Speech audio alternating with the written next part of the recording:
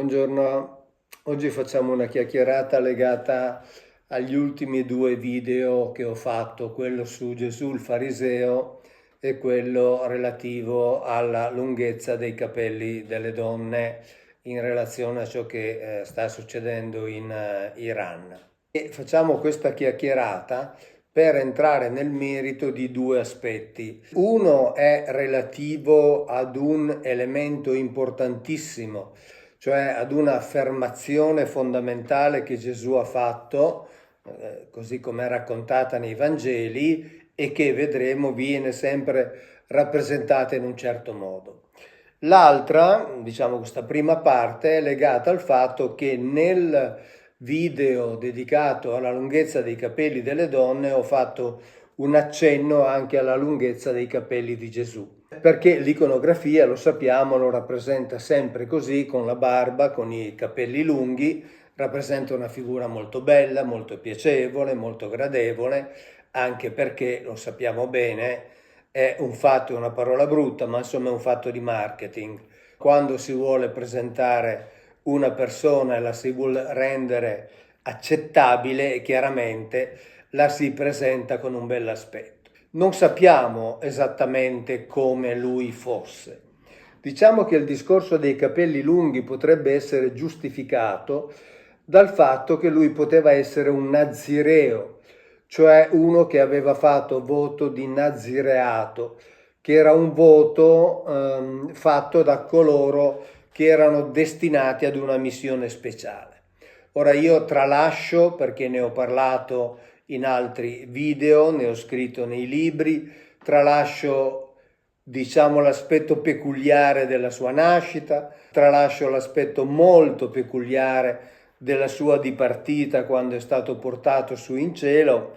Ricordo con piacere di aver visto pochi giorni fa una intervista su Gaia di due teologi, di cui uno era tra l'altro l'amico Paul Wallis col quale sto facendo dei video, e ambedue questi teologi, che ovviamente nel frattempo hanno lasciato il loro impegno all'interno della chiesa a cui appartenevano, erano d'accordo nel dire che Gesù era un ibrido, cioè figlio di una donna appartenente alla specie umana e di un individuo appartenente invece, diciamo, ad un altro gruppo, cosa, ripeto, di cui ho parlato. Quindi noi ci occupiamo in realtà della fase intermedia, quindi della fase della vita di Gesù, per vederla in relazione con il giudaismo e con il farisaismo, perché sappiamo tutti che Gesù viene sempre rappresentato come personaggio che si è posto in contrasto con i farisei, si è posto in contrasto con il pensiero del suo tempo, si è posto come elemento rivoluzionario. Oggi ne vedremo un aspetto molto molto importante, ma per quanto riguarda i capelli di Gesù, dicevo, in effetti poteva averli lunghi se era legato questo voto di nazireato. Però c'è un'apparente contraddizione, perché il voto di nazireato prevedeva anche l'astensione totale dalle bevande alcoliche, quindi anche dal vino.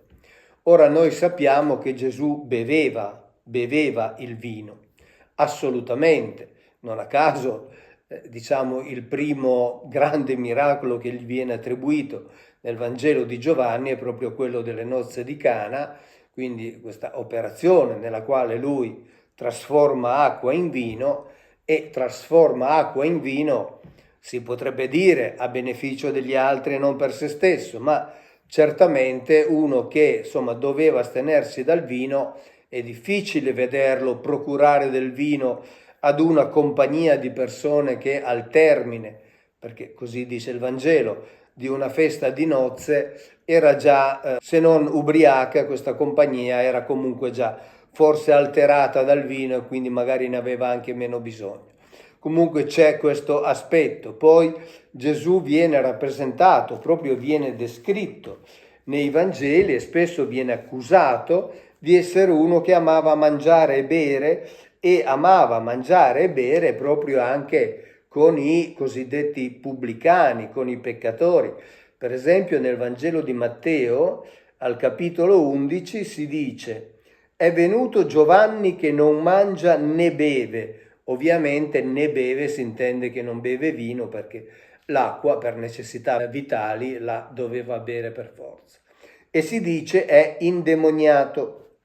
È venuto il figlio dell'uomo che mangia e beve, e si dice è un mangione e un beone, amico di pubblicani e peccatori. È chiaro che qui si stanno descrivendo e mettendo in contrapposizione le due figure, e uno degli aspetti di questa contrapposizione era proprio il bere, ed è chiaro che insomma se si pone l'accento sul bere è perché si pone l'accento sul bere il vino, non certo sul fatto di bere acqua. Quindi diciamo che se lui era un nazireo aveva i capelli lunghi, però se era un nazireo non doveva bere vino.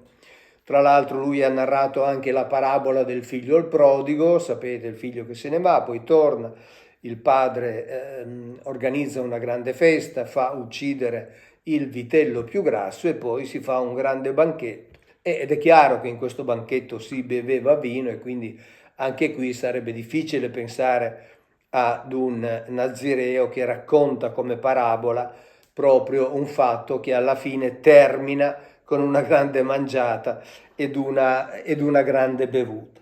Quindi la figura di Gesù che è rappresentata così è quantomeno, diciamo così, discutibile. Però ha sempre destato molto interesse nel corso dei secoli, tant'è che se ne sono occupati anche i padri della Chiesa. Tra il secondo e il terzo secolo d.C. a Roma, per esempio, Gesù veniva raffigurato come un giovane anche senza barba, ma dei padri della Chiesa, per esempio come San Giustino Martire, quindi santo, diceva che Gesù era brutto e deforme, lo dice nel dialogo con Trifone. Tertulliano dice che Gesù era privo di bellezza. Sant'Efrem lo descrive come alto poco più di 3 cubiti. Mi sono preso una serie di appunti proprio per dare delle indicazioni precise. Alto poco più di 3 cubiti vuol dire che era, diciamo, tra i 150 e i 160 centimetri. Nello stesso periodo il monaco Epifanio diceva che era alto 6 piedi, il che indicherebbe un'altezza vicina ai 170 centimetri.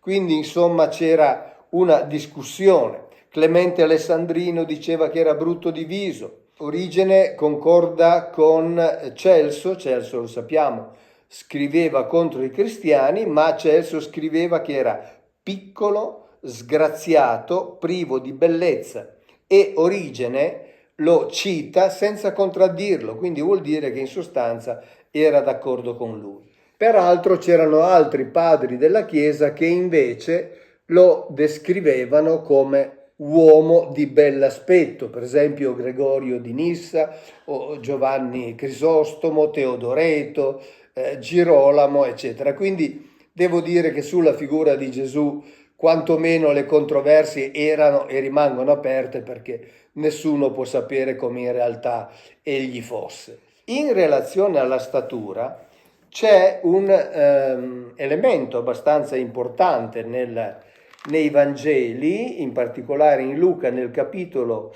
19, dove si racconta dell'incontro tra Gesù e Zaccheo. Si dice: entrato nella città di Gerico, la stava attraversando. Ora un uomo di nome Zaccheo, che era capo dei pubblicani e ricco, cercava di vedere chi fosse Gesù, ma non ci riusciva. C'era infatti molta gente ed egli era troppo piccolo di statura. Allora corse avanti e, per poterlo vedere, si arrampicò sopra un sicomoro, perché Gesù doveva passare di là. Quindi, guardandolo dal sicomoro, lo vede.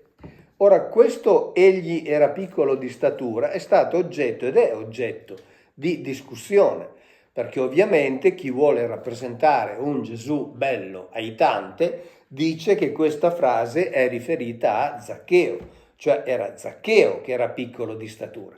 Però se noi stiamo a vedere ciò che vi ho letto prima, che era detto dai padri della Chiesa, per esempio Sant'Efrem che lo definisce alto poco più di 3 cubiti, oppure Origene che cita Celso e dice che Gesù era piccolo, e così via, Tertulliano privo di bellezza, eccetera. Allora diciamo che il racconto dell'incontro tra Zaccheo e Gesù potrebbe corrispondere ed essere confermato, o a sua volta confermare, ciò che dicevano questi padri della Chiesa in relazione alla sua bassa statura. Insomma, questo tanto per dare una indicazione di massimo. Ovviamente non sappiamo e probabilmente non sapremo mai com'era. Sicuramente era appartenente al gruppo etnico ebraico, e quindi aveva necessariamente delle caratteristiche di un certo tipo. Devo dire che la BBC ha pubblicato una ricostruzione che è stata fatta da studiosi del volto di Gesù, e questi studiosi hanno lavorato sulla base di ritrovamenti archeologici, di descrizioni, sulla base di dipinti che si sono trovati in sinagoghe della Mesopotamia, e la ricostruzione che è stata fatta è totalmente diversa dalla iconografia alla quale siamo abituati, tant'è che è stata oggetto di polemiche, è stata oggetto di moltissime contestazioni, perché è difficile accettare per la tradizione un Gesù così come viene rappresentato in questa costruzione. Certo è che, per esempio, i capelli corti corrispondono alla descrizione che vi ho letto l'altra volta che faceva l'Apostolo Paolo quando diceva che gli uomini dovevano portare i capelli corti, e quella era l'usanza, mentre le donne dovevano lasciarsi crescere i capelli, e sappiamo anche perché. L'abbiamo già detto altre volte, i capelli lunghi piacevano molto agli Elohim, piacevano molto agli angeli, quindi insomma dovevano adeguarsi. Ecco, quindi insomma ci sono tutta una serie di elementi che sono all'origine, sono la base di discussioni, ma non sappiamo come fosse Gesù. Per questo ho voluto rappresentarvi quella che è un pochettino la storia della raffigurazione, delle descrizioni relative alla figura fisica di Gesù. Adesso passiamo alla seconda parte, cioè quella relativa al rapporto tra Gesù e il farisaismo, in relazione ad un'affermazione importantissima. Io mi ricordo da quando ero bambino di aver sentito ripetere più volte questa frase detta da Gesù: non l'uomo è stato fatto per il sabato, ma il sabato è stato fatto per l'uomo. E fin qui niente da dire. Il fatto è che questa frase veniva utilizzata e viene tuttora utilizzata come prova del fatto che Gesù si poneva contro le regole dei farisei, si poneva addirittura contro la legge mosaica, perché in sostanza lui era portatore di una nuova legge. Abbiamo visto l'altra volta già che Gesù fa un'affermazione che è completamente diversa, ma questa frase viene descritta come frase assolutamente rivoluzionaria, e lo dice nel Vangelo di Marco, nel capitolo 2, dove si dice: mentre egli di sabato passava attraverso i campi seminati, i suoi discepoli durante il cammino si misero a raccogliere le spighe. I farisei perciò gli dissero: guarda, perché fanno ciò che di sabato non è lecito? Rispose loro: non avete mai letto ciò che fece Davide quando si trovò nel bisogno e tanto lui quanto i suoi compagni avevano fame? Come cioè al tempo del sommo sacerdote Abiatar entrò nel tempio di Dio e mangiò i pani sacri che non possono mangiare se non i sacerdoti, e ne diede pure ai suoi compagni, e diceva loro: il sabato è fatto per l'uomo e non l'uomo per il sabato. Quindi questa sarebbe la frase assolutamente rivoluzionaria, così ci viene presentata. Intanto dobbiamo ricordare, perché l'ho evidenziato già l'altra volta, che le discussioni tra i farisei erano continue. Le discussioni sul sabato poi non sono finite neppure ora. In realtà erano stati stabiliti nel passato 39 lavori che non si potevano fare di sabato. perché appunto l'ordine, la legge mosaica, diceva che di sabato bisognava astenersi da ogni attività e quindi bisognava capire quali fossero le attività considerate illecite. Ne avevano stabilite 39. Poi c'erano i maestri che le interpretavano in senso assolutamente rigorista, altri maestri che invece le interpretavano, come dire, in un modo molto più elastico e quindi concedevano maggiore spazio ai lavori. Questo tra l'altro è documentato anche nei Vangeli, perché qui si dice che i farisei lo accusavano i suoi discepoli di raccogliere il grano di sabato. Per esempio in Luca, nel capitolo 6, si dice che alcuni farisei lo accusavano proprio perché c'erano queste discussioni, quindi non erano tutti d'accordo, a parte quelle 39 su quali fossero le attività assolutamente proibite. La cosa che è chiara, e non sto a leggervele tutte 39, è che erano attività legate al lavoro dei campi. Però, ad esempio, c'era un maestro, vado a prendere la citazione esatta così almeno non ci sbagliamo, questo Rav Yehuda, il quale diceva che si potevano trattare frutti con la mano per mangiarli, ma era proibito farlo usando uno strumento. Ora, quindi trattare frutti come le spighe con la mano. Ora sappiamo che quando una spiga è matura non è necessario raccoglierla completamente, ma basta sfregarla con le mani e i chicchi cadono, cioè i chicchi possono essere raccolti così. Quindi per coloro che interpretavano la legge in modo più elastico, questa era ovviamente un'attività lecita. Ma fin qui noi entreremmo nelle discussioni dei farisei, cosa che non vogliamo assolutamente fare.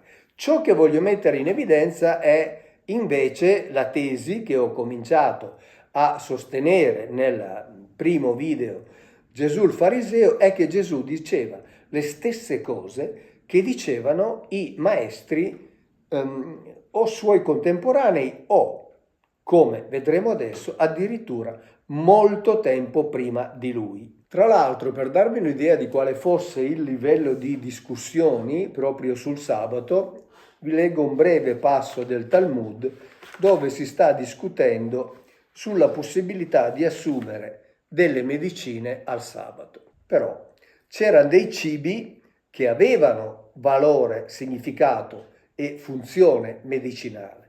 Allora, era lecito o no assumere quei cibi? Discutevano anche su questo.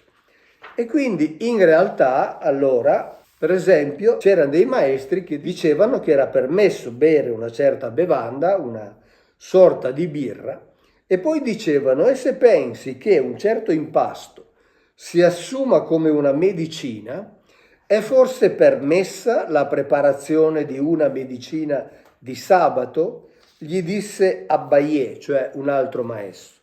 Tu stesso non saresti dell'opinione che sarebbe permesso berla di sabato anche se fosse prodotta come medicinale? Eppure abbiamo studiato in una Mishnah. Una persona può mangiare qualsiasi alimento anche se lo prende come medicinale di sabato e può bere qualsiasi bevanda. Ma dunque, cosa potresti dire per risolvere l'apparente contraddizione? Che la persona intende consumarli come cibo e ha il permesso di farlo anche se vi è un ulteriore scopo curativo. Anche qui, nel caso appunto di questo impasto, la persona intende consumarli come cibo e quindi non vi è un divieto di consumarli di sabato. Cioè, in sostanza, per semplificare, se un cibo ha valore come medicinale e uno ne ha bisogno, se di sabato lo assume, ma lo assume esclusivamente con l'intenzione di assumerlo come cibo, lo può fare. Se invece lo vuole assumere come medicinale, starebbe compiendo una azione illecita. Quindi questo è il livello di discussione, quindi questo fa capire anche questo contrasto che c'era continuamente, questo dialogo che c'era continuamente tra Gesù e i suoi. Ma, ripeto, Gesù non solo diceva cose che dicevano i suoi contemporanei, ma diceva cose che erano dette prima di lui. Ad esempio, nel libro dei Maccabei si racconta che i siriani attaccarono gli ebrei in giorno di sabato perché sapevano che nel giorno di sabato loro non avrebbero reagito. E si dice nel primo libro dei Maccabei, al capitolo 2, allora molti che avevano zelo per la giustizia e per il diritto discesero nel deserto e vi si stabilirono, con i loro figli, le loro mogli e il loro bestiame, poiché i mali si erano moltiplicati su di loro. Quando agli uomini del re e alle milizie che erano in Gerusalemme nella città di Davide fu annunziato che quegli uomini che avevano infranto l'ordine del re erano discesi nei nascondigli del deserto, molti corsero ad inseguirli e, raggiuntili, si accamparono di fronte ad essi, preparandosi a dar loro battaglia in giorno di sabato. Quindi dissero loro: ora basta, uscite fuori, fate secondo l'ordine del re e vivrete. Il re era ovviamente il re dei siriani. Risposero: non usciremo né faremo secondo l'ordine del re, profanando il sabato. E quindi poi vengono uccisi. Quindi quelli allora attaccarono subito battaglia, ma essi non risposero, non lanciarono una sola pietra, né barricarono i nascondigli. Dissero: moriamo tutti nella nostra innocenza. Perché? Perché non dovevano violare il sabato. Bene, sapete che cosa dicono i maestri ebrei, i maestri farisei? Dicono che allora venne pronunciata questa frase che rappresentava una eccezione alle regole, alle 39 regole. E questa eccezione riguardava il fatto che il sabato poteva essere violato nel caso ci si fosse trovati di fronte al pericolo di vita per un uomo o al pericolo di vita per delle persone. E allora qui viene detta questa frase che vi vado a leggere. Il sabato sottostà al vostro potere, non voi al potere del sabato. Quindi questa frase, secondo i maestri, sarebbe stata pronunciata al tempo dei Maccabei, cioè al tempo in particolare di quelle battaglie, come abbiamo visto, contro la Siria. Qui siamo intorno al 170 a.C. Quindi vuol dire che 200 anni prima di Cristo c'era già chi diceva quelle stesse cose che Cristo avrebbe detto dopo, e fin lì non c'è nulla da dire, salvo il fatto che questa frase ci viene presentata come una novità assoluta, come una novità rivoluzionaria, come una novità capace di rimettere in discussione le stesse fondamenta della legge ebraica, perché sappiamo che il sabato è la legge più importante. C'è un detto che asserisce che il sabato ha preservato gli ebrei e gli ebrei hanno preservato il sabato. Ecco, in realtà questa frase di Gesù non era assolutamente nuova, perché già, dicono i commentari rabbinici, che già intorno al 170 a.C. veniva pronunciata, quindi 2 secoli prima di lui. Quindi questo è un aspetto importante di cui dobbiamo tenere presente.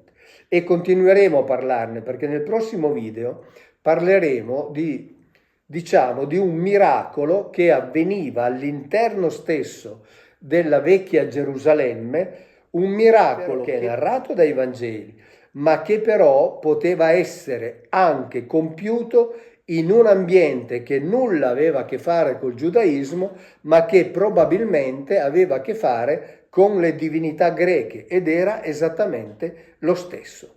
Quindi alla prossima, ciao e grazie.